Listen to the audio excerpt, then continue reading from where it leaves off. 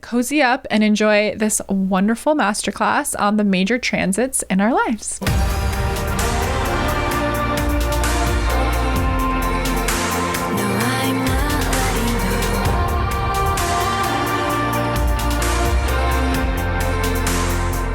Hello and welcome to another episode of Goddess Hangs. Episode 101. Woo!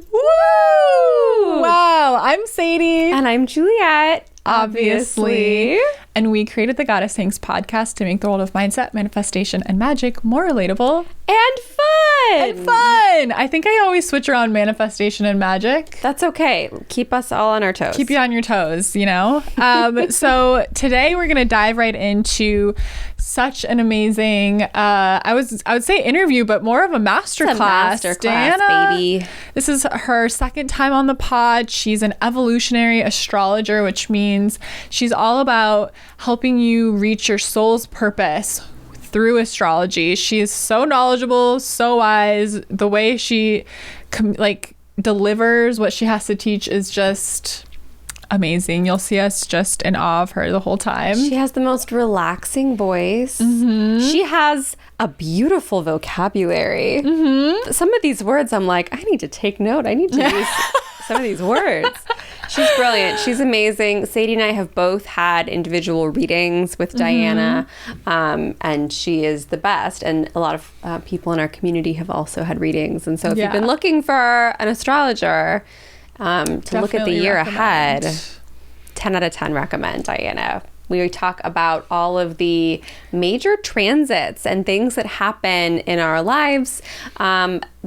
She mentions this happens, throughout our lives at different ages, but we're going to mostly be talking about our 20s, our 30s, and a little bit into our 40s, just because that's the typical age range of our listeners for this podcast. But it's all very interesting and it all makes a lot of sense. Yeah, it's pretty mind-blowing when you go, oh, wow, is what I was going through at that time. And you have some things you get to look forward to. Oh my gosh, I am ready for that Jupiter comeback. Yes. I'll tell you what. Jupiter's our new favorite planet. So check out Diana. Her business is called North Node Coach. You can find her on Instagram at North Node Coach. Her website is northnodecoach.com. We'll have all of her info in the show notes. And cozy up and enjoy this wonderful masterclass on the major transits in our lives. Enjoy.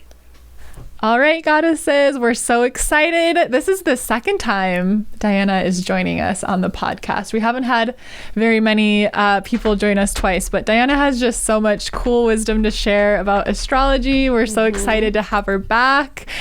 So for those of you who haven't met Diana before, Diana, why don't you tell us a little bit about yourself and then we'll dive into today's topic. Great. Thank you guys so much for having me back on. It was such a good time. The first time I joined you all back when the podcast was still, it's pretty early days. Yeah. And I know you just had your 100th episode, so it feels like a really special time to get to jump back in and contribute to what you guys are creating. Thank you. You're welcome. So I'm Diana Wesley. I'm an evolutionary astrologer, which means I focus on the soul's evolution, kind of coming from past lifetimes into the current lifetime, along with the evolutionary growth opportunities our soul has been given in this lifetime. And the way that we find those evolutionary opportunities is looking at the birth chart, most specifically looking at the north and south node of the moon, these two kind of karmic and dharmic points in the birth chart. But the whole chart kind of tells us something about our growth potentials and opportunities, along with any of the major transits that we experience. We'll talk about things like the Saturn return today, but all of it from the lens of evolutionary astrology is there to support our growth, there to support our evolution, there to make us better versions of ourselves in this lifetime. Boo's excited and joining us. Yes. I'm so excited. I love Diana's approach to astrology, and it's helped me so much on my own journey to understand, because we all know our sun sign or our big three. But before I met Diana, I didn't know about the North and South node, and it brought me so much understanding of why I feel the way that I do when it comes to being drawn to certain things on my journey and my ultimate path and purpose. And I'm so excited to learn more about these big transits, because I think the famous one is the Saturn return, but I honestly I couldn't name another big one. So I'm excited to dive into this topic today. I know, I am too. I'm the exact definition of what Sadie just said about, like, I can tell you my big three, and I know a pinch about Saturn return, but we have an expert among us today. So what will you be imparting on us today, Diana? So today we'll be mostly looking at some of the major transits that happen between the planets in the sky where they currently are and our birth charts. And so the Saturn return that we mentioned a few times is really just Saturn returning to the point in the sky it was at the moment of our birth. So Saturn was in some sign, some degree of that sign when we were born. And so when it completes its about 29-year transit, it comes right back to that same sign, that same degree. And that has an impact on us. It influences us. It encourages us to change, to shift, to grow in new and different ways.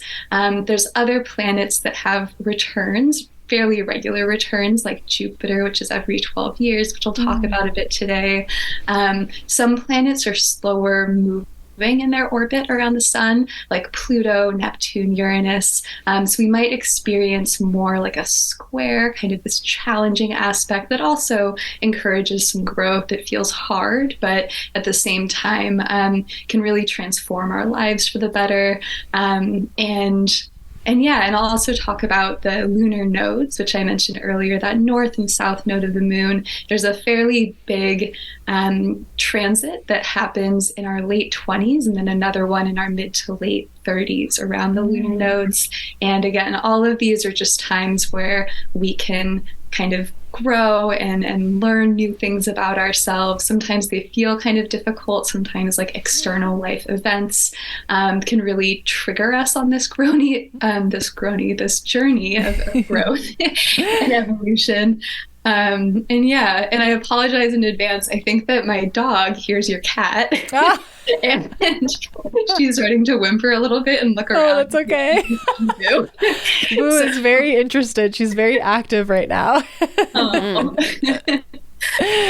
Maybe she just really wants to be an astrologer. So she does. Great. So that's kind of what we'll look at today is some of these major transits of planets in the sky to these planets in our birth chart. I'm so excited. Everybody cozy up for the masterclass with Diana. I'm ready to learn. Okay, where do we begin? So first, for folks who have never looked up their birth chart, this would be a really great time to maybe go to astro.com or some other astrology website where you can pull up your chart for free, plug in your birth data, and kind of figure out where some of these planets are in your birth chart. Some people will know where their Saturn is if they've had their Saturn return, but maybe they don't know where Uranus is in their chart, what sign, what degree of that sign, and so on. You can also play with transits in astro.com. You can pull up your birth chart and click the little button to add transits to see where the planets are in the sky right now. And that's how you can keep track of these things over time as you're getting really close to your own personal Saturn return, for example, and so on. But I'll give you age ranges today. So again, if you want to pause the podcast and check that out, this would be a good time to just kind of familiarize yourself with your birth chart a bit. I want to make one other quick note about this. So I'm mostly going to focus on major astrological events that everybody experiences, again, from their early 20s to like their early 40s. There are definitely major astrological events that happen outside of that time frame, but that would be like a 4-hour podcast. So we're going to kind of like focus in today. And I also want to note that some people may be experiencing major transits of some of these planets to like their sun, their ascendant, or their rising sign, like Juliet and Sadie mentioned earlier, to their moon, in which case, these major astrological events that everyone experiences are big, but you're also going to be experiencing them on a more personal level. So kind of paying attention to those as well. As a quick example of that, somebody who has their sun in Aquarius is currently experiencing Saturn moving over their sun. And so that's going to feel a bit like a Saturn return. It's not Saturn returning to what it was when you were born, but like it's impacting you on a major level. And so let's say that you're an Aquarius sun with Saturn in Pisces, the next sign out. That means first you've got Saturn passing over your sun, and then you're going to have your Saturn return. So maybe a lot of the work that would be done during your Saturn return is actually happening now with Saturn passing over your sun. So just kind of keeping these things in mind as well, that these major events happen for everybody, but you're going to have your own personal dances and experiences with the planets that I talk about today as well. So I just want to put that out there, because otherwise we can get kind of like fixed in this mindset that like, oh, it's all about the Saturn return, when really, somebody with 10 planets in Pisces, including Saturn, is going to experience like the entire time that Saturn moves through Pisces as like this epic Saturn return. So yeah, just putting that out there as well. Everybody's experience is going to be different, which gives us compassion for one another, but it also helps us understand if we have this like random spell of like a very heavy Saturnian experience where we're being called to mature and grow a lot, that there may be something else happening. So on that note, let's talk about Saturn. So before the Saturn return, we actually have what we call a Saturn square. And that happens when we're about 20 or 21, just kind of like entering into our 20s.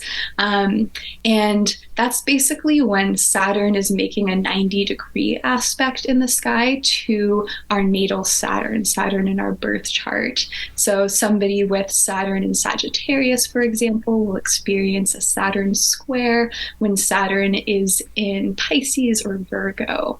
And that happens like every 7 years. We're experiencing a major Saturnian event every 7 years or so, whether it's a square, an opposition, or the Saturn return, Saturn conjunction, essentially to our natal Saturn.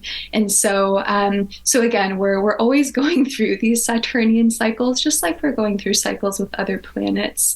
But at 20 or 21, we experience this Saturn square.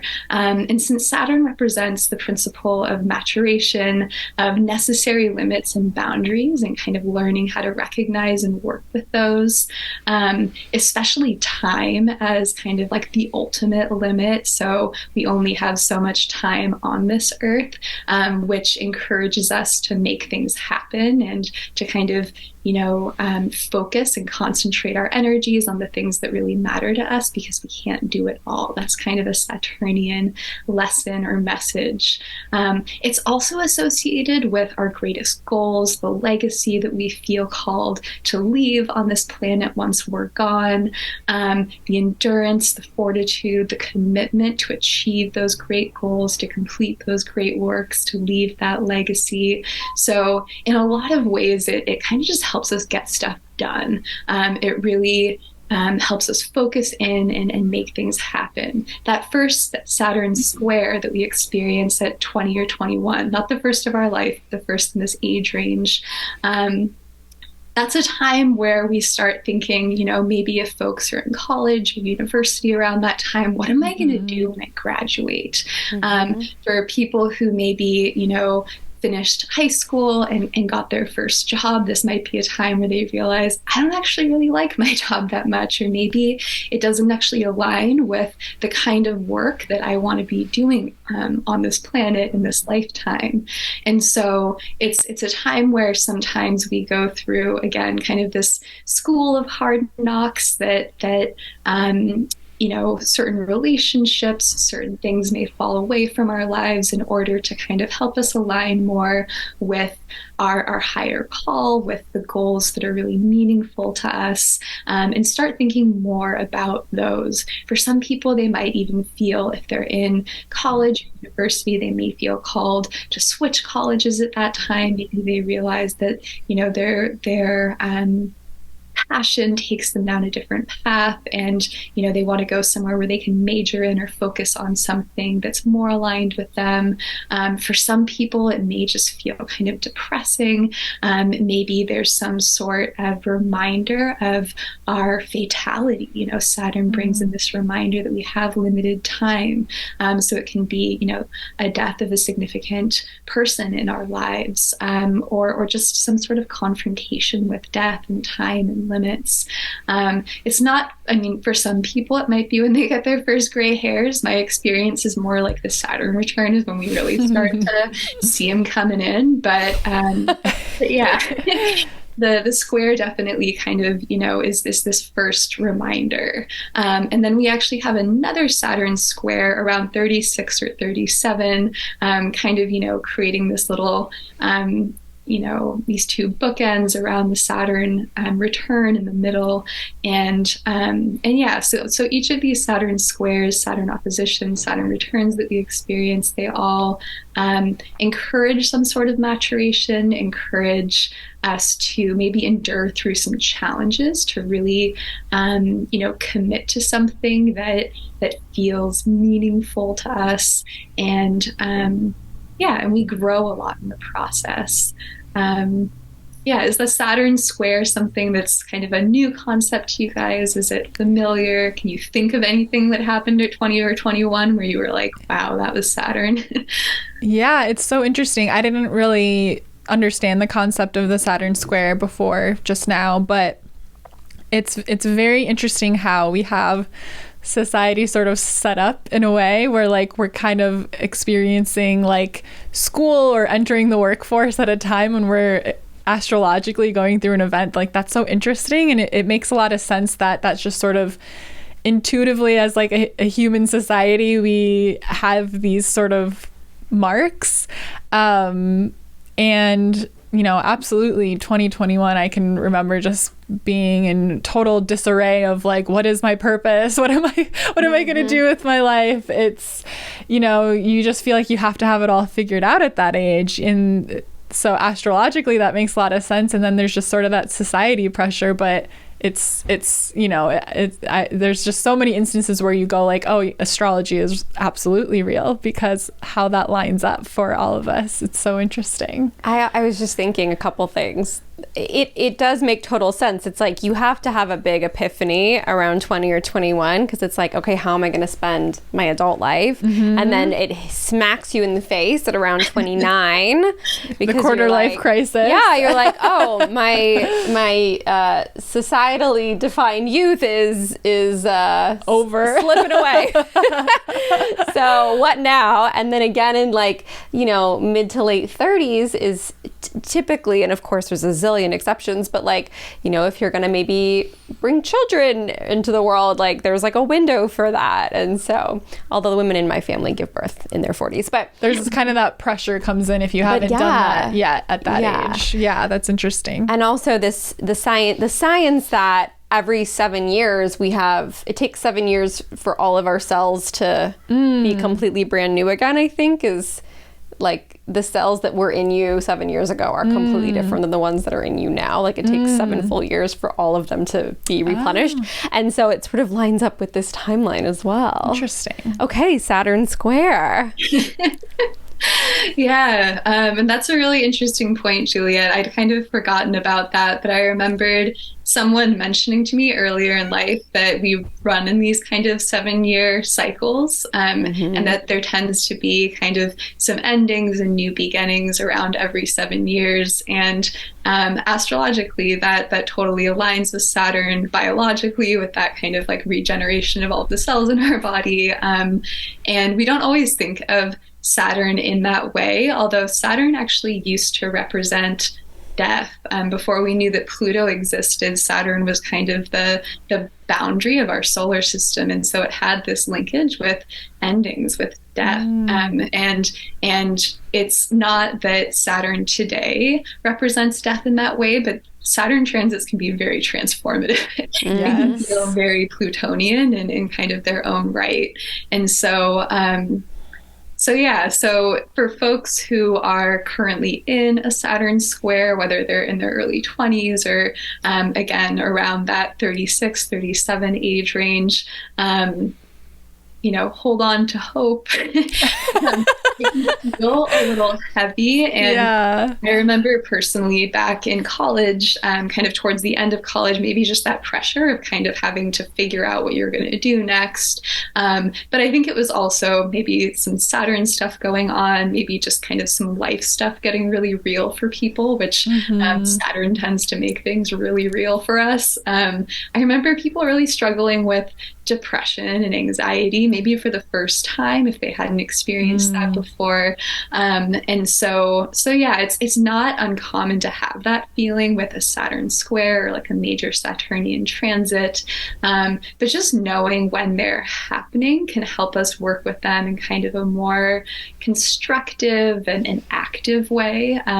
Like passively interacting with transits is totally fine, but sometimes it can feel like they're kind of trampling us, and like external events are just coming at us in these kind of erratic, surprising ways. But when we kind of tap into the energy of these planets, realize that ultimately Saturn just wants us to, live out our fullest potential and do something really great with the potentials that we've been given. And so if we're a bit off track, or if we're giving our power or authority away to someone else or something else instead of really claiming that, then yeah, life might get a little bit hard for a while, but ultimately it's for our growth, for our highest good, all that good stuff. Universe has our back. On that note, let's quickly talk about the Saturn return, since it's been hinted at quite a few times. That one, our first one, happens around the age of 28 to 30, tends to be exact right around 29, since Saturn has this 29-year orbit around the sun. And then we have another one around age 58. And so that first Saturn return tends to be kind of a sobering event, where wherever Saturn falls in our birth chart, whatever house it's in, whatever sign it's in, we're kind of confronted with some limitations, a need to see things maybe more realistically, a need to maybe make some major changes in that area of our life if we've, started to hit walls, or if it just doesn't feel like those areas of our life are super aligned. For some people, that could be around work. For some, it might be around a relationship in their life. For some people, it may be a big decision around, do I want kids or do I not want kids? Just kind of depending where people are at that point in life. But it definitely tends to be a time where we're reminded of the limited nature of these lives. We're reminded that while we can do a lot of things, we can't do everything. So again, where do we really want to focus our energy? Who do we really want to spend time around? And so on. These are some of the big questions that come up for us around that time. So sometimes old friendships, romantic relationships, again, careers and career paths and career dreams could kind of fall away for something new to come along. And again, it can feel kind of heavy. It can feel a little bit depressing to go through a Saturn return because, there's certain planets like Jupiter, which I'll talk about, which make you feel like you can do anything. Whereas Saturn says, like, I'm sorry, but you can do something. You can do something really well, or like some things really well, but you can't do everything and anything, especially not all at once. So you can dedicate like certain phases of life to certain things, but you can't do it all at once. Unless, you have a partner who's open to polyamory or polygamy, if you fall in love with two people, there may be a need to choose one. This is like one of those Saturnian realities. If those people aren't open to being in a relationship with two people or two other people versus one other person. So these are the kinds of things that, again, we confront. And it may also be, we realize, like, I'm actually polyamorous around that time in our lives. And so, I need to commit to the types of relationships that will allow me to honor my own truth.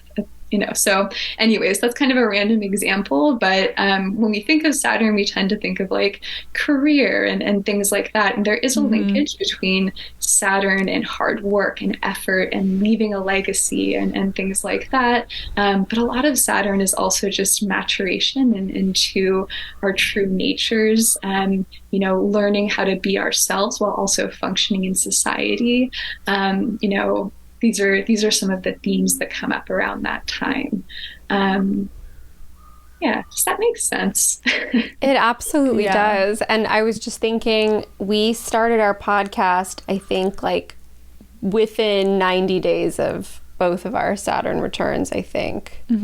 Like, it was so on the nose of when that big transformation was happening, because this was I'd like to thank Saturn for this podcast.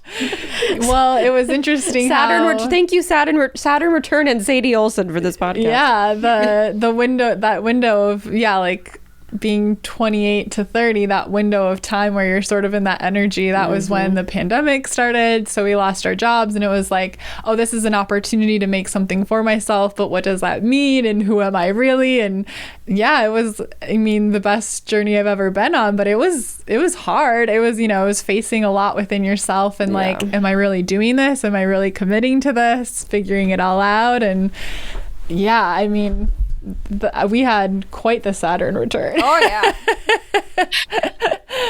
Yeah, I hadn't even thought about how your Saturn returns aligned with the pandemic, but talk about limitations and things kind of falling apart. And I guess that's Saturn in Aquarius, right? Since Aquarius is like, get ready for things to change drastically. Yeah.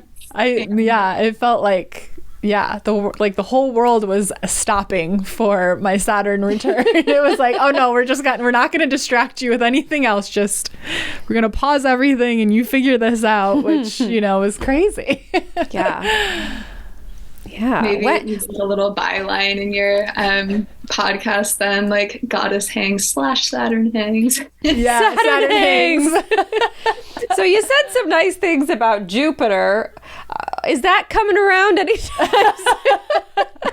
Yeah, I'm gonna definitely get to Jupiter, because so we have some Jupiter returns that happen along with Jupiter squares, oppositions, trines. Like, I'll mostly talk about the Jupiter returns today, just because again, this could become like really long. Okay, maybe a little boring.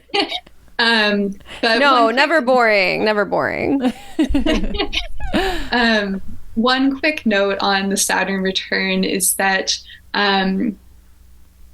part of working with Saturn is becoming an authority, and kind of, when we're growing up, our parents are the authority figures that we tend to kind of look up to, maybe teachers, maybe actors or actresses, or someone who seems like they've kind of earned some level of authority. They seem to kind of have their acts together. And the Saturn return is really a time where we tend to step into our own authority. And part of that can mean that we're going back to school to really learn about something that we want to be an expert in, that we want to be an authority in, that we want to bring to others. Or it can look like, again, just a lot of hard work and effort going into becoming that authority, for others and in our own lives as well. I also tend to think of authority as becoming the authors of our own lives. So personal authority is really,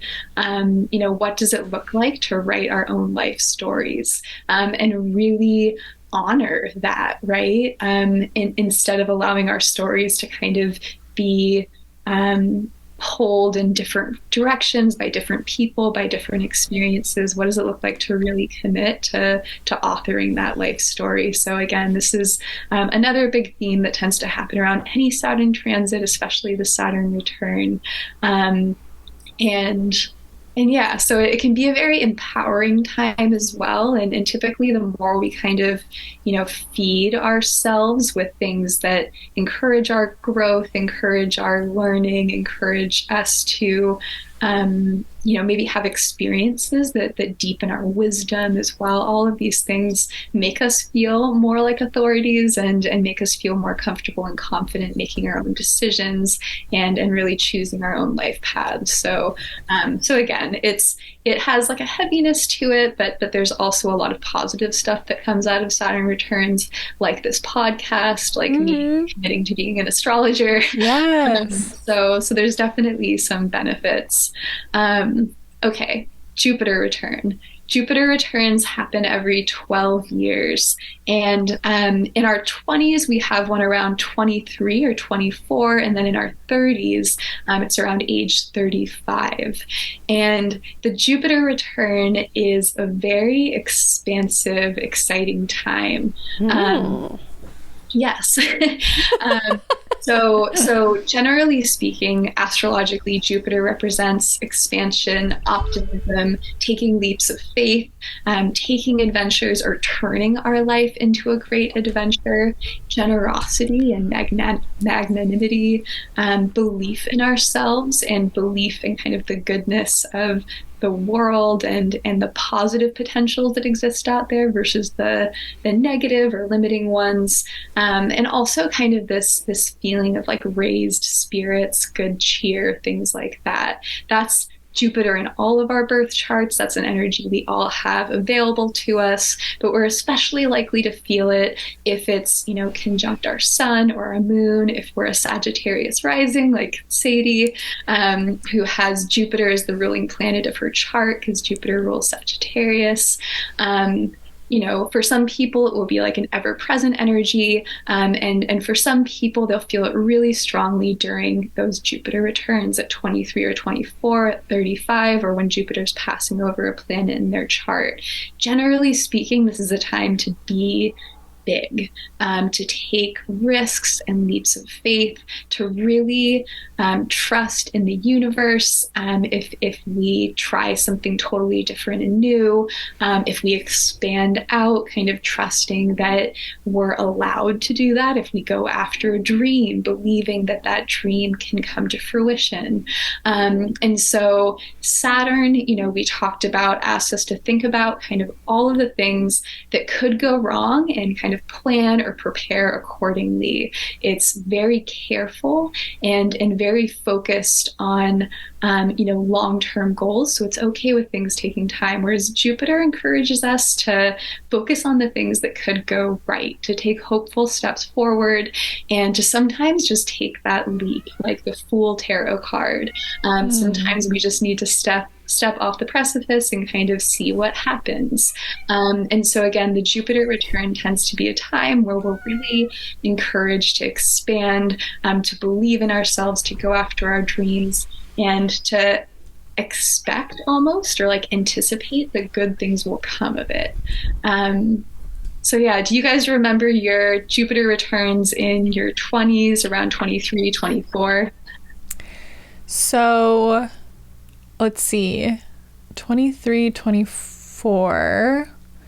That's like when my mom was getting sick and things. So that actually ended up being a difficult time for me. But at 24, I decided to leave life behind and move to California. So I did have that sort of like hopeful, like, I'm just going to start over, that hopeful, like, you know what, like, I'm just gonna go for it and do this new adventure. So it's like that difficult thing that happened in that window of time, sort of, I decided to just say fuck it and like do something exciting and move to California. So I think that probably was that Jupiter influence, it seems like. I think that was a super buzzy time in my music career because I was getting booked to play at festivals and I was getting like little sponsorships from like brands, and yeah, that was a good time. If I felt really lucky, I felt like anything that I aimed for, I got. So that makes a lot of sense for me. Yeah. Yeah, that sounds like a very kind of natural manifestation of the Jupiter return. Same with your move to California, Sadie. Although what you brought up about your mom, I was noticing that, so in astrology, or especially kind of some more traditional versions of astrology, there's this idea of perfection years, where basically each year of our life is associated with a different house of the birth chart and kind of the themes of that house. And so since Jupiter is on this 12-year cycle, it tends to align with the 12th house perfection years in our chart, the final house in the chart, kind of the end of a journey. And I was thinking about how Jupiter offers us this faith, this hope that good things can happen, good things are coming for us. It gives us kind of some joy. It allows us to make jokes and experience some levity, even in the face of hardship. And when we're having a 12th house perfection year, sometimes we're actually experiencing some loss. We're experiencing some endings.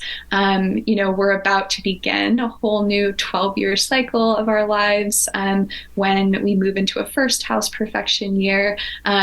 But the 12th house, those perfection years can lead to some things falling away.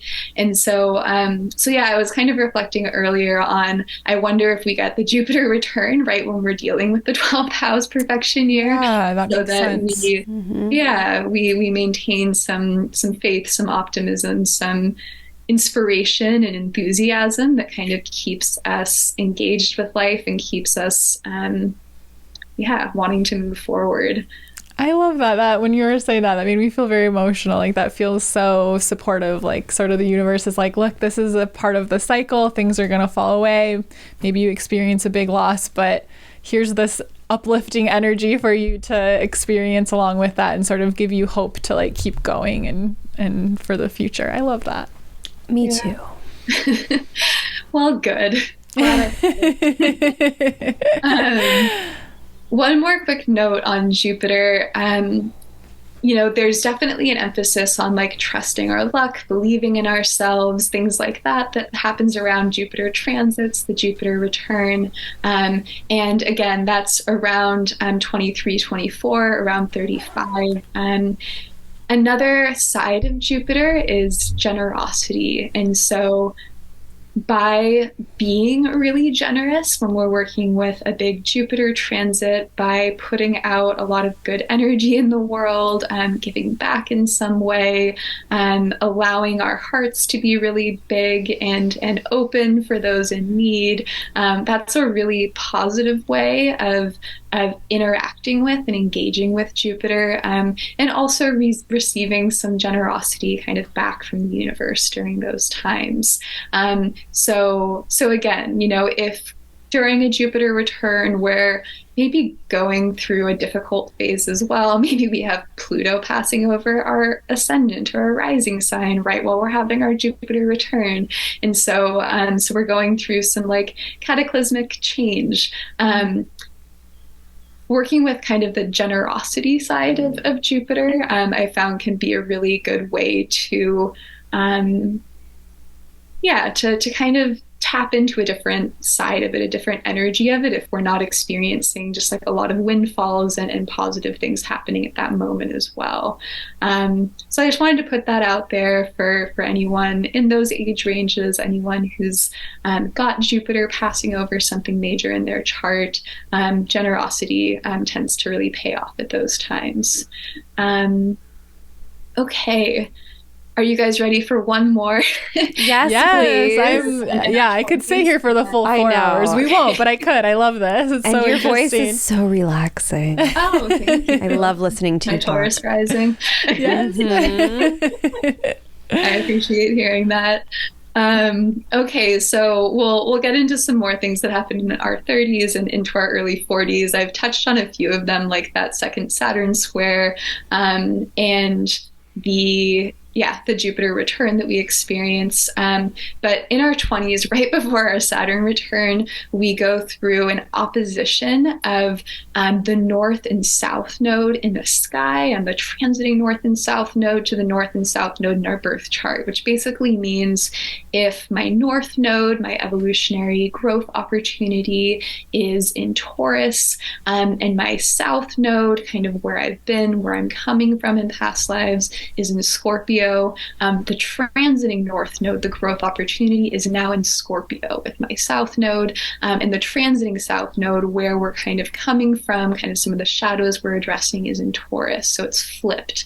And basically at this time, we can experience some tension, maybe some friction between our own growth and our own paths, and that of the collective. And so it can definitely be a time where we feel like, on one level, we kind of have to like individuate from the way that everyone else is doing things, maybe go against the grain a little bit in order to honor our own growth, having compassion for others at this time.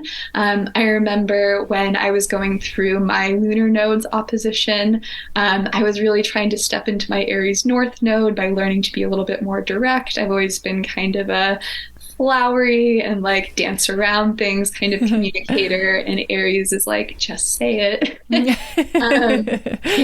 I was trying to do that, and one of my bosses said, I know that this other boss says that they like it when you're direct, but they actually really like it when you beat around the bush and use really flowery language, and are very almost, I don't know what the right word is, not quite submissive, but kind of take more of that approach versus a more direct and honest approach. And for me, that felt like kind of the antithesis of like everything that I've been working toward. Like it was hard for me to be direct. And so I was, really learning, that was a big growth edge for me. And so to have someone tell me, it's bad to be direct, or that's not the right way at this moment in time, was difficult. But at the same time, if I'd known about this nodal opposition, I might have recognized that, this other boss was just really working with the call of the Libra North node, which is to be diplomatic and to be a little bit less direct and a little bit softer and gentler in the approach and things like that. So again, it can really help us if we're feeling a little bit blocked or thwarted by what everybody else is doing at that time, because it's kind of a difficult feeling of, this thing that I've been working really hard at, I'm now being told isn't the right approach. And similarly for people going through their nodal opposition right now, I've had some clients working with that, and they're learning about being Scorpio North nodes while we have the South node in Scorpio, the collective South node in Scorpio right now. And so they're working on getting comfortable with being intense and working with complexity and diving into the shadows. And people are like, I don't want to be complex. I want things to be simple. Like I want peace. I'm working in this Taurus North node direction. So again, that can feel kind of challenging, but the beauty is, the South node is an area where we have natural gifts and talents. We've been doing this for a lifetime. So it's a fantastic time to kind of dig up the gold from our South node and be able to work with that. So again, in the case of a Libra South node, I'm getting an opportunity during that nodal opposition to really shine as someone who can be diplomatic, who can be, gentle and relationship oriented in my approach to things and so on. Similarly with that Taurus South node, there's the ability to tap into this deep memory of inner peace and be able to step into that, to share that with others. This ability to kind of navigate the material world is also kind of part of working with Taurus. That's something they can kind of celebrate at that time, even if it's not ultimately like their primary growth opportunity. That's part of the energy. And one more quick note on that one.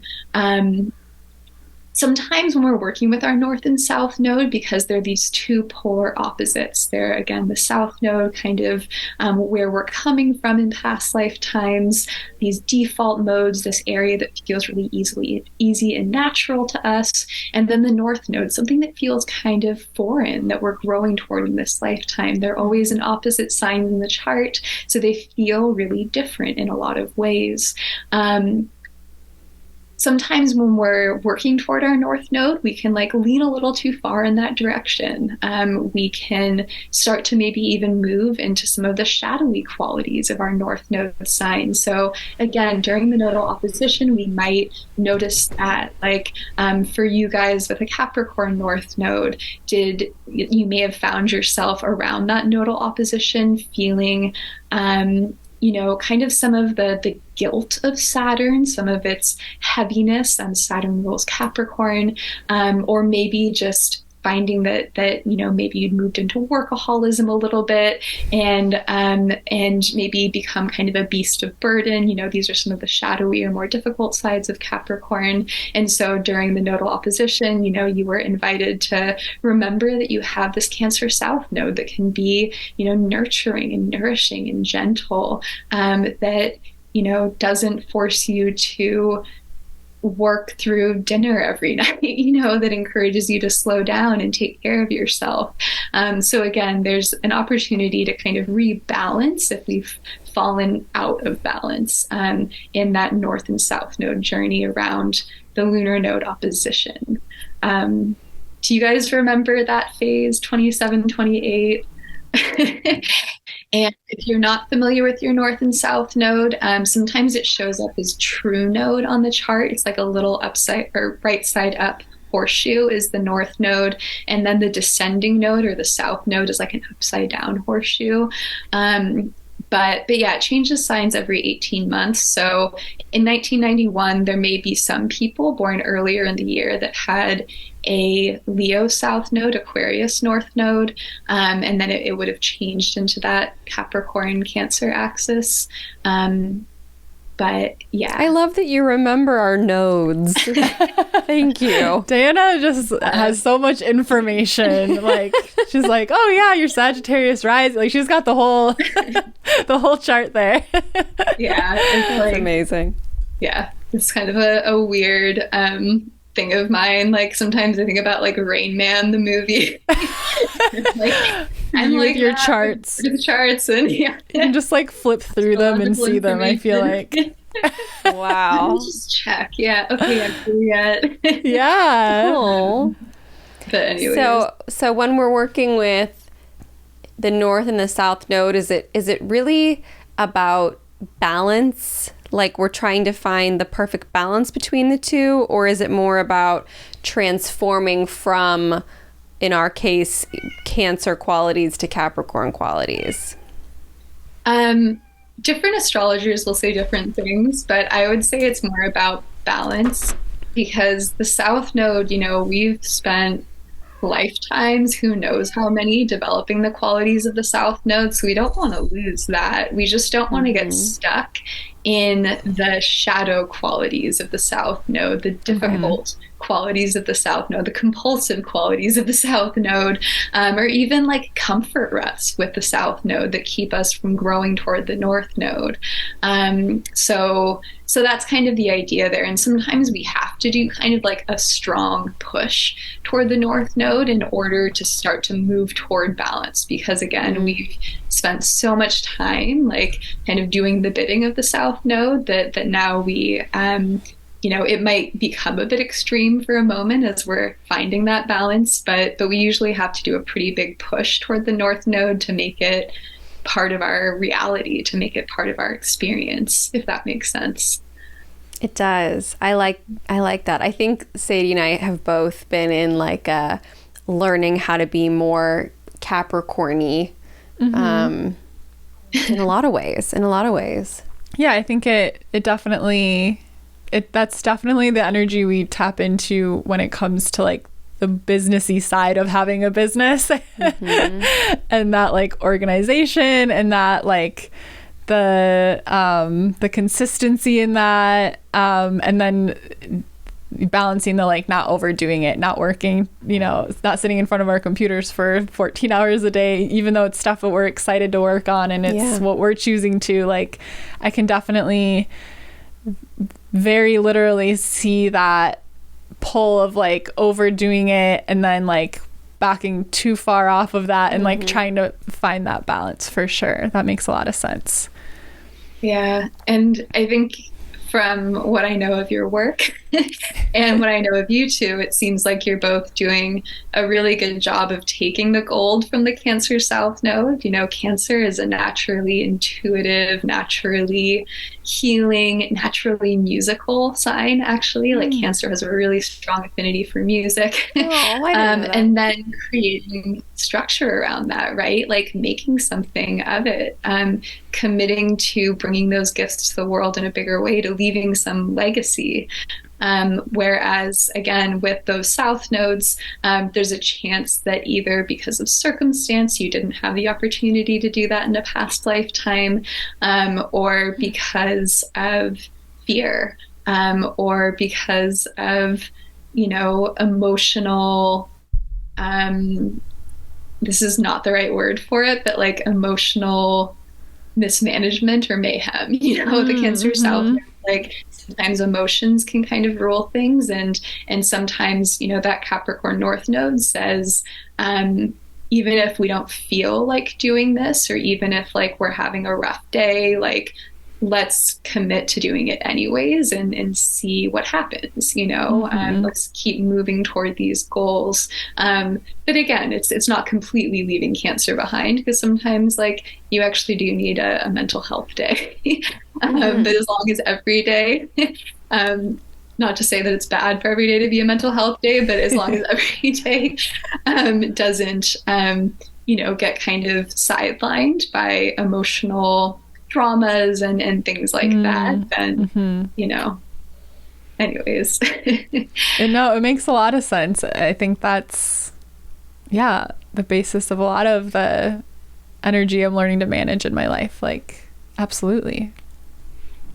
Were there any other transits you wanted to share, or can I ask about anything collectively that we can think about moving into December, moving into 2023, if there's anything that's just outstanding on your radar? Yeah. I have a couple more transits. Oh, and good. I'll go really quickly through them. No, don't rush. and I'd love to share about that. But I just want to make sure that folks that are like in their 30s right now also kind of have a sense of a few things that are coming up for them. Well, we're all of us are in our 30s here on this podcast right now, but also, you know, anyone else who's listening. So really quick note on the lunar nodes, that north and south node of the moon. There's also a lunar node return, or the north and south node returning to where they were when we were born, that happens around age 37. We also have one earlier in life, but again, focusing on the 20s and 30s, 37 is a big one.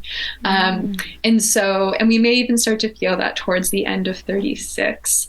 But basically, this is a time where we and kind of what we're growing toward feels aligned with what everyone's growing toward collectively. And so it tends to feel really aligned and a bit more harmonious. It doesn't mean there won't be challenges. Because if there are certain lessons that we need to learn around that North Node, or certain karmic compulsions, certain past life patterning that we really need to let go of associated with our South Node, that can become a bit more intense and extreme around that lunar node return.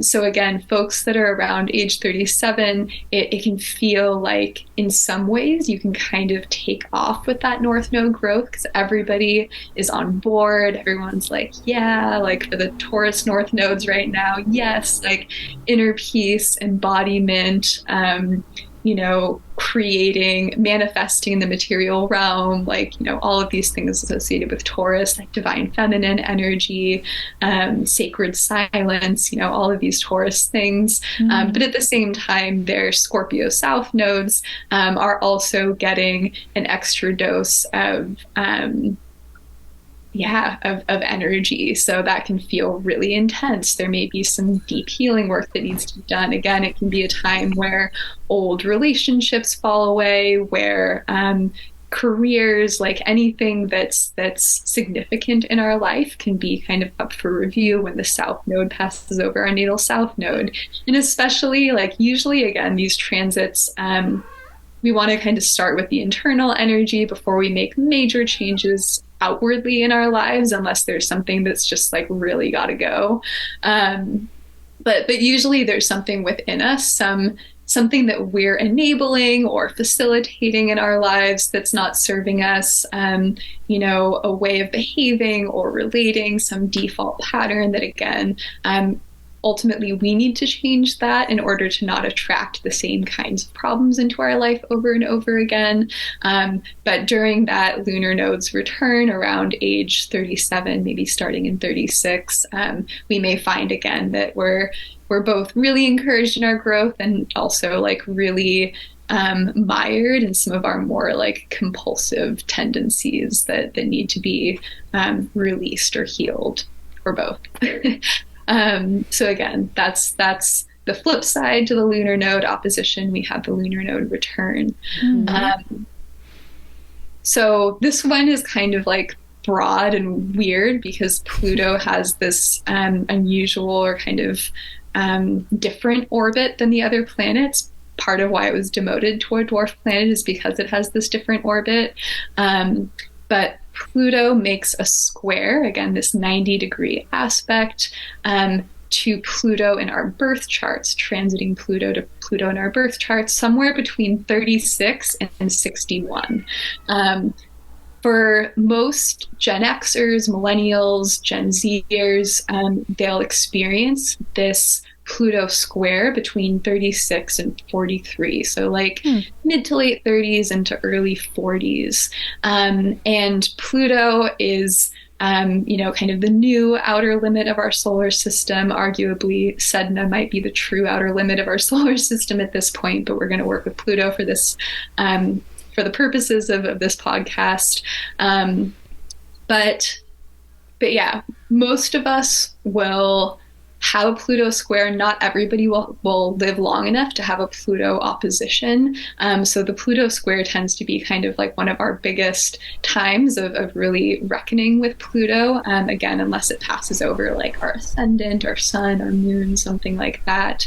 And since Pluto represents this process of death and rebirth, of regeneration and transformation, it's linked to our experience of power, both personal power and those who will power over us, and also our ability to lead and live a deeply meaningful life. Pluto tends to really kind of call us into this underworld journey, into the truth of our soul. It kind of connects us to our soul yearnings. It also brings us in touch with our deepest fears, with the things that can really kind of, prevent us from living fully because of a fear of death, basically. Most fears kind of root back to death in some way. And so it really asks us to kind of confront that fear of death, confront our deepest fears, in order to reclaim our power from them, to reclaim our power from these unconscious drivers and motives. So it's like a very deep, very psychological planet. Around the time of our Pluto square, we're asked to release any psychological crutches that we may have been leaning on. and keep us from moving forward, from again really coming into our power, really leading the meaningful lives that we're here to lead. For some people, this could look like a wound that's come to define us, a wound that instead of like really healing it and releasing it, it's come to be part of our identity. This could also look like a story of powerlessness that keeps us from fully engaging with life. This can take on a lot of different forms. But ultimately, this is a time where, we're asked to confront these crutches, and release them. Like, we don't need them anymore. We don't need them to, comfort and limit us anymore. So again, Pluto says, heal any psychological, challenges that we're struggling with. If we have deep wounds, if we've experienced trauma and so on, like, heal that stuff. But don't allow it to become the totality of your life story. Like, don't allow it to keep you from your power, to keep you from living life fully and passionately and intensely and meaningfully. So again, that's kind of the nature of the Pluto square. And around this time, we're also reminded that if we don't claim our power, someone else usually will. So we may enter into some sort of power struggle or control issue if we haven't really figured out what power looks like for us and learned how to work with and wield that power. So again, that can feel a bit difficult, but at the same time, there's a growth opportunity there, and anyone who comes into our life and challenges our power is just really encouraging us at that time to claim our power. And similarly, if we don't rumble with our fear, with our shadows, they will kind of control us and also kind of take our power away. Also a time where if, with all of the Saturn transits we've had and the North and South Node transits and so on, if, we're still feeling a little bit like we don't know what the deeper meaning of our lives is, this Pluto square will really start to get us asking those questions of what holds meaning to me, and, what do I really want to dedicate my life to. And this isn't necessarily like dedicating our life to some sort of Saturnian goal, like some sort of legacy we want to lead. It could be a goal of healing ourselves totally and completely, of overcoming the fear of death, of whatever it may be. But again, it's more about like psychological freedom that we're looking for with that Pluto square. Should I keep going about two more, or do you guys have any questions? No, I find this so interesting. Go on. The Pluto sounds sort of like a second coming of age, like discovering a new level of yourself and like a deeper level of like who you are at your core. It sounds very interesting. There's so much to look forward to. Yes. I'm like, but I already did so much of that. I'm tired. It ain't over. We got time. You've got some time, and you've got a Jupiter return and a lunar node return in your 30s that you can look forward to. Yes. But yeah, like right around age 40, things get kind of wild and woolly because of that Pluto square, but also because we have a Uranus opposition then.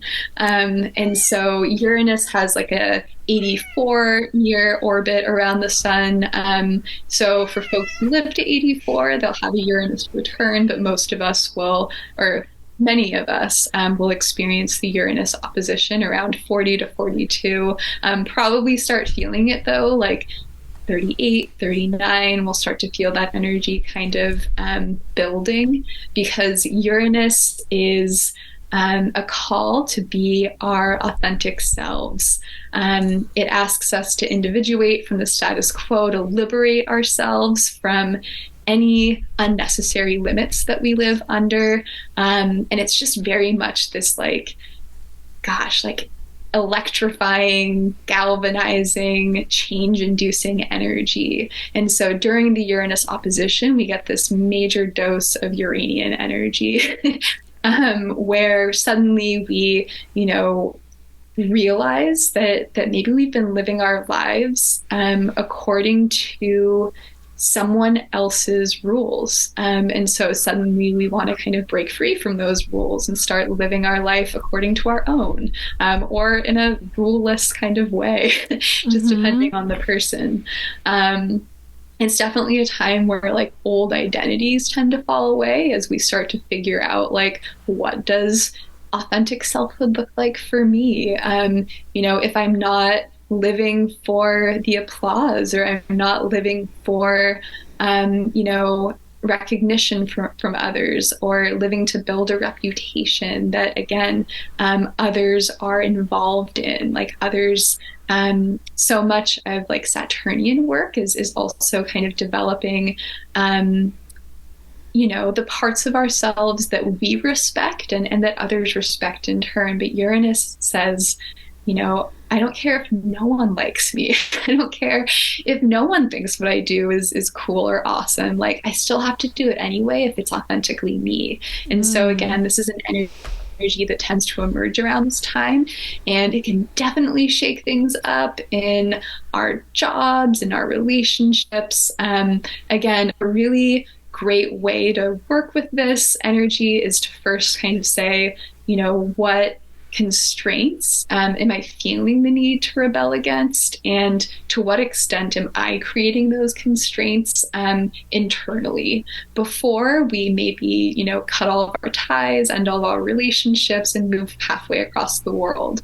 And for some people, they may quite literally need to do just that during their Uranus return, but for most of us, it's figuring out, how can I be free to be myself within the context of my relationships, within the context of the life I've built for myself so far, leading up to age 40 and so on. So again, I definitely wouldn't discourage the person who needs to make like a radical change from who they've been, how they've been living, and so on, especially if it's just really out of alignment. But again, for most of us, we'll feel this urge to, move to the moon and set up shop there. But it's probably more, something internal that we need to change in order to, to live that lunar life, if you will, while, staying seated in California. But anyways, so definitely a big call to freedom, a big call to change around that time. And lastly, around the same time, age 40 to 43, we experience a Neptune square, another slow-moving planet like Pluto, where some of us might experience a Neptune opposition later in life. But for most of us, this Neptune square will be something that we really feel. And I'm going to wrap up here, but Neptune represents dreams, intuition, our inner mystic, faith in a higher power, the dissolution of our egos, and also spiritual transcendence. So it's a time where the Neptune square is a time where we're asked to kind of reassess our spiritual beliefs, the role that they play in our lives, and if that role is kind of positive and supportive, or maybe a bit more challenging. Like if our spirituality makes us feel kind of guilty, then maybe there's something that needs to be shifted or reassessed there. Similarly, if our kind of spiritual beliefs or values tell us to be detached from our bodies or disengaged from life, then and that's not serving us, then maybe around this time there's an opportunity to kind of like explore a new spiritual framework or a new way of thinking about kind of these intangible things. Similarly, it can be a time to reflect on some of the dreams that have been fueling us for a really long time, and decide if those are still the dreams that we want to be working toward. Maybe for some of us, we're looking for some sort of fame or, again, societal acceptance, respect. These can be some of like the Saturnian words that aren't bad, but maybe we realize during this Neptune square that's actually not what matters to us anymore. Maybe living a more hermetic life does. Maybe just really striving for peace in our lives is something that we want to work toward. You know, maybe we still have big goals, but they're not the same as they were before. Our dreams have shifted. The things that really, feel good to us have changed and evolved. So allowing that to happen around that time can be beneficial. Also a really powerful time to forgive and kind of move on from any unforgiveness we've been holding on to in that first 40 years of life. So Pluto square and Uranus opposition might bring up some trauma, might bring up some, things from our childhood that we haven't, resolved, or we haven't healed from. Sometimes we're like, oh my gosh, like I didn't realize how bad that was. Now I need to unpack that and heal and resolve that with like the Uranus opposition, the Pluto square.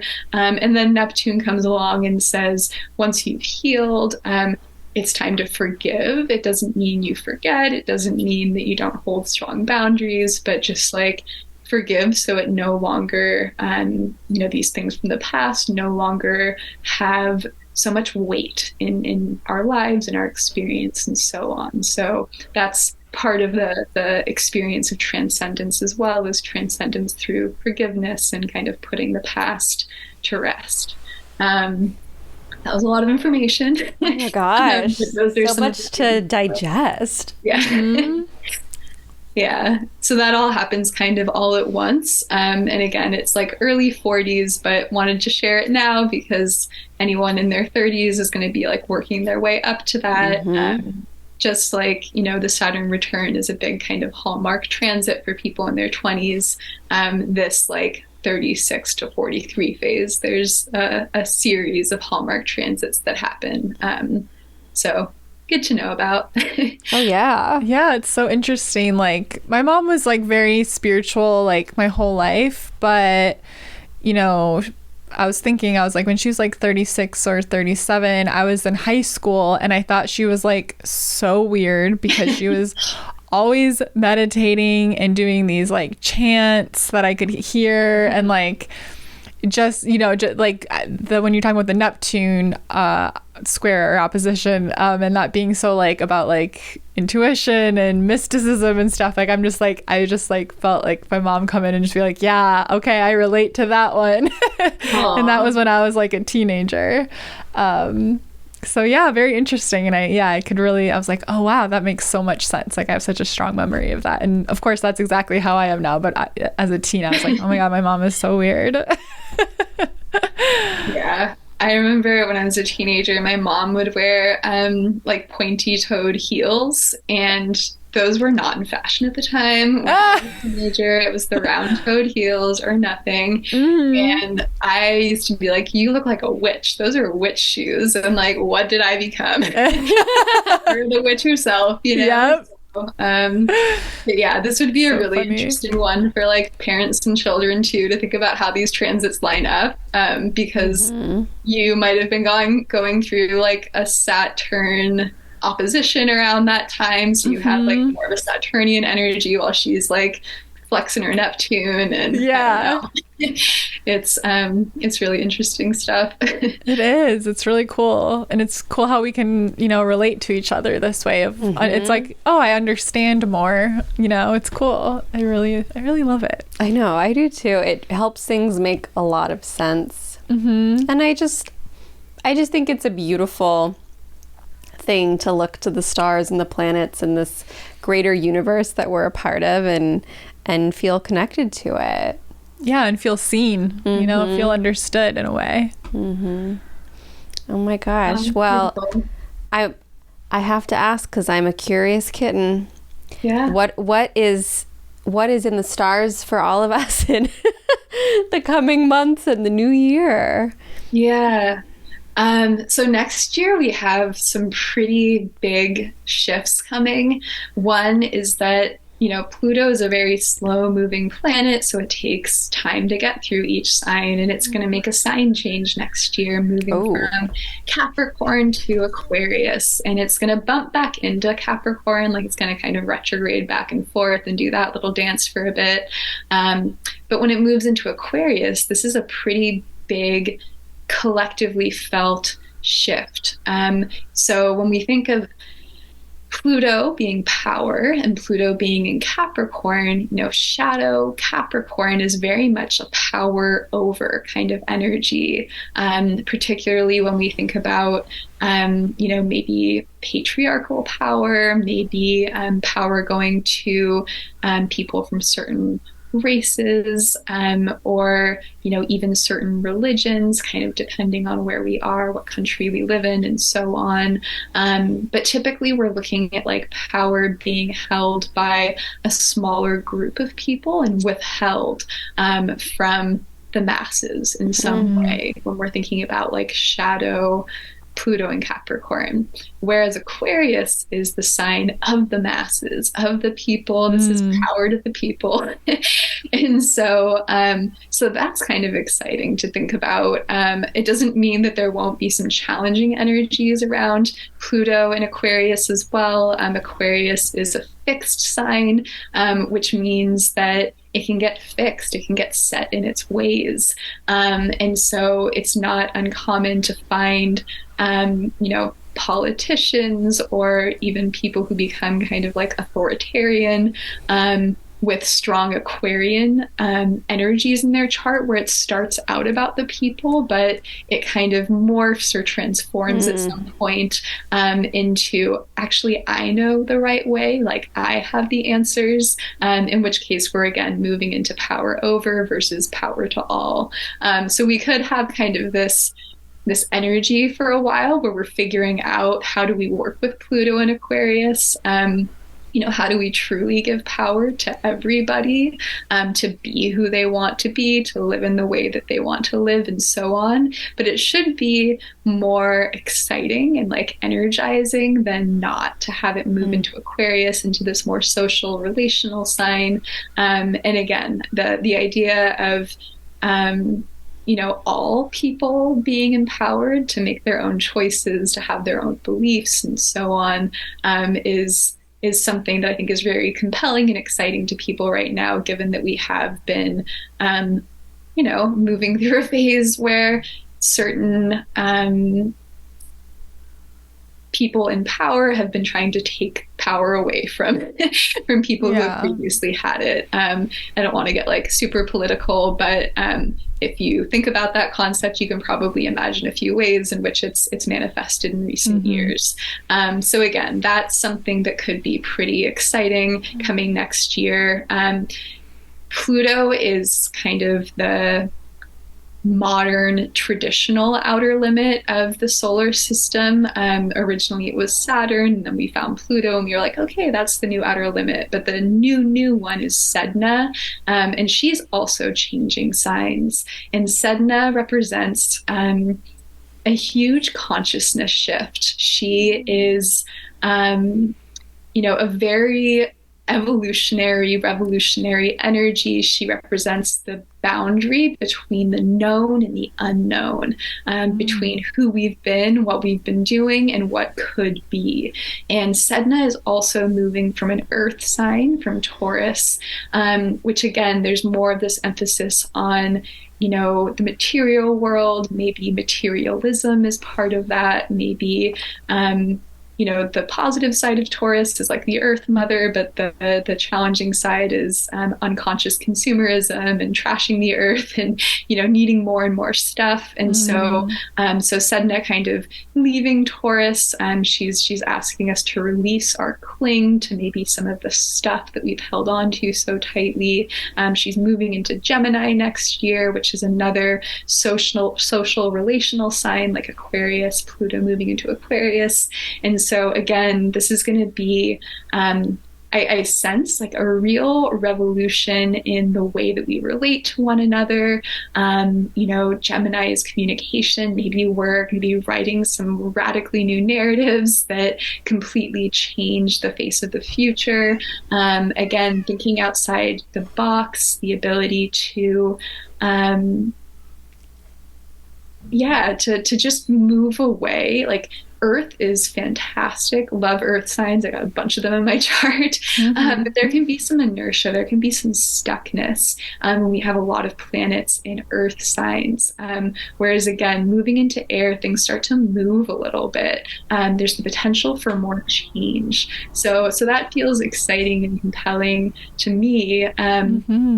And Sedna will retrograde back into Taurus. So again, both Pluto and Sedna will be doing this little dance, but both of them are really encouraging us to step into the future, holding on to some of the good stuff from the past, especially maybe like the ancient past, but with an open mind, trusting that things could truly be radically different than they were before.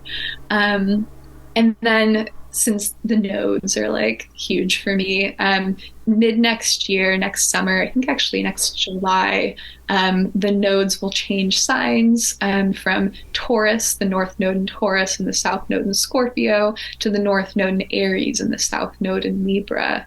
And so that will be a bit of an energetic shift. Taurus has been a really fascinating place to have the North Node because Uranus, that planet of change and liberation, is in Taurus right now. We've had some interesting interactions there. But when it moves into Aries, there's this warrior energy that we're going to be called into. Aries is inspired. Aries is fiery. Aries is direct. Aries is learning how to know itself and really honor its own truth, even if that means standing alone sometimes. And so that's going to be an energy we start to call in next year. I feel like it kind of offers a nice balance to some of these bigger planetary transits, Pluto and Sedna moving into air signs that are more relational. Having the North Node in Aries is going to remind us that the best way to enter into relationships is to really know who we are first, to really claim that and get comfortable with that so that we can contribute our unique gifts, our unique selves to the collective in some way, to this collective change that's upon us. So that should be, again, kind of a supportive energy amidst some of these bigger long-term shifts we'll be undergoing. And yeah, there's more stuff happening next year, but those are some of the things. The big highlights. And if anyone wants to know what their year ahead is going to be, you know who to book with. Yeah, I do astrology readings. Surprise. Oh yeah, tell us, everybody who's going to want to work with you, what are your offerings? How do we get in touch with you? Yeah, so my business is North Node Coaching, and everything is just North Node Coach. So on Instagram and Facebook, I'm a North Node Coach. Apparently, I'm going to get onto TikTok soon, which I haven't done yet. Yeah, it's great. It's exciting. We resisted it, but it's really fun to be over there. Very fun. Cool. Yeah, I'm excited about it. I just again, maybe some laziness there, but it's coming. And then, my website is North Node Coach. My email is Diana@NorthNodeCoach. So those are all the ways you can reach me. I do all kinds of readings. I do birth chart readings with kind of this evolutionary emphasis. I do relationship readings if you want to look at, again, kind of the evolutionary call and karmic past of a relationship you're in, or even like a familial or group dynamic you're part of. We can look at the chart for a family or for a group as well. I do transit readings. So since we talked so much about transits today, if you're feeling like you're just going through it for a minute right now, or you have been for some time, we could always do a reading where we look at your birth chart, but also at the current transits. Maybe you've got one or a couple of the bigger ones going on. Maybe, again, some of these planets I've mentioned today are passing over significant planets or points in your birth chart. And we can kind of work together to figure out what the evolutionary call of those transits is. And I can also kind of share how long they should last.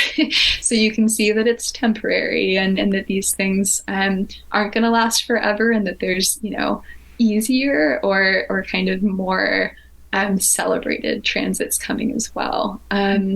So yeah, lots of different kinds of readings. I do full year ahead readings if you want to dig into like a monthly look at what's going on. But yeah, reach out to me, check out my website.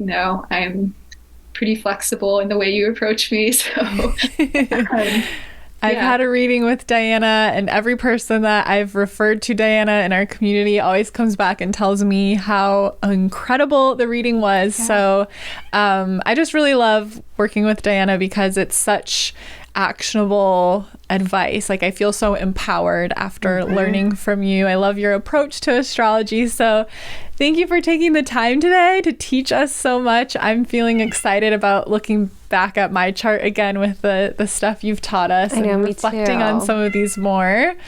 Thank you so much. Thank you, Diana. You are truly the best and the shining star in the astrology world. So we're very grateful to have you on the show.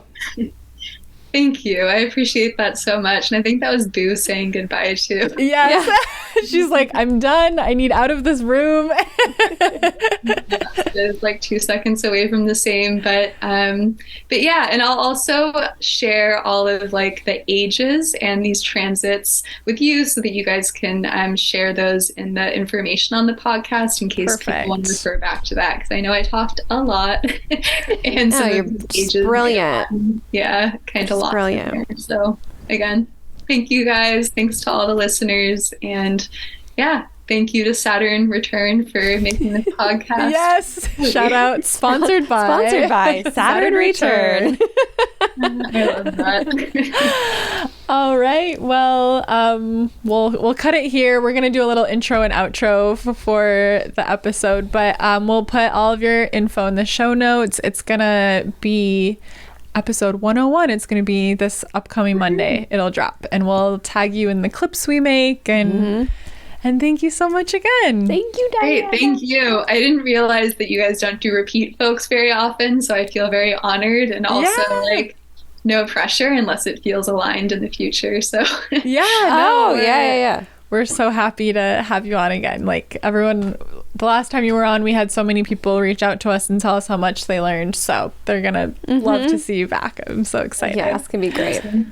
Yay! Cool. Well, thanks, you guys. Thank you. Wow, I just love learning from Diana. I could listen to her every day. I know. This feels like if we were at Hogwarts and we took the astrology class from the most world-renowned professor, this would be it.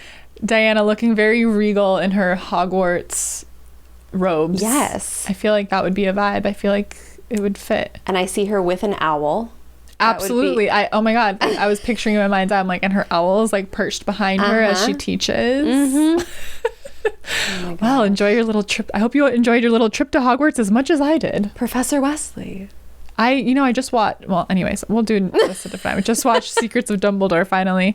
But we'll get into that another time. Okay. This was a wonderful episode. Thank you again to Diana. Make sure you follow her on Instagram at North Node Coach. She shares so much about the current astrology going on. I love getting her astrology updates and just always learning from her. And book a reading with her if you feel inspired to. She's so helpful, so inspiring. And don't forget, we have a couple fun things. You can join the coven. Our coven meets twice a month around the new and full moon to meditate and do a ritual together. It's so powerful and fun. Our next moon ritual coming up is for the new moon in Sagittarius. We'll be meeting on Wednesday, November 22nd. So there's still time to join us for that. Plus, you get to join us in our magical Discord community and connect with other wonderful people who are also interested in the moon cycles and witchy things and crystals and astrology and all that fun stuff. plus just sharing everyday life. It's so fun. It's so much fun. If you are looking for a witchy community and you want to hang out with us twice a month doing spells and meditations and just feeling really connected to yourself and really embracing and honoring your witchcraft practice. Even if you are just curious and you've never done it before, we welcome beginners. We love brand new beginners. We were brand new beginners not that long ago. We are the witches for brand new witches. Yes. So that's the coven. And then there's one other space that you can join us in. Oh my gosh, the Psychic Circle. We just launched the Psychic Circle, and if you're listening to this early in the week when this comes out, you can join the Psychic Circle and attend our first live call. There's always replays available, so you don't need to worry about that. But the Psychic Circle is our new space for intuitive and psychic development. Last week we had a really wonderful episode all about intuition and how we know that you can be psychic too if you choose to develop those gifts. So make sure you check out that episode if you haven't yet. And we would love to have you join us in the Psychic Circle, meeting twice a month for workshops and masterclasses and live practice sessions with us. Plus connecting with other people within the community who are also focusing on developing their own intuition and even psychic abilities. So we'd love to see you there. All the information is in our show notes, and we're so excited for our first Psychic Circle meeting this Friday. I know, I'm really excited. Woo-hoo. I love that we have a space for witchcraft and we have a space for intuition and psychic abilities. Feels really good. Jump into both worlds, jump into one. They're both just monthly memberships. You can try it for a month, see how you like it, and we just want you to do what brings you joy and makes you happy. And I will say that people in our coven really love the coven. Yeah. And so do we. It's so fun.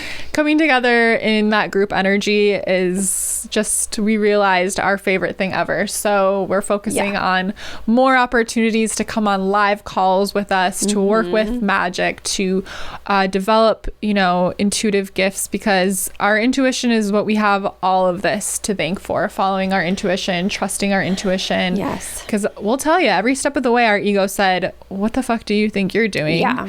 But our intuition said, no, you guys can be psychic witches for a life. career, for a life. For a life.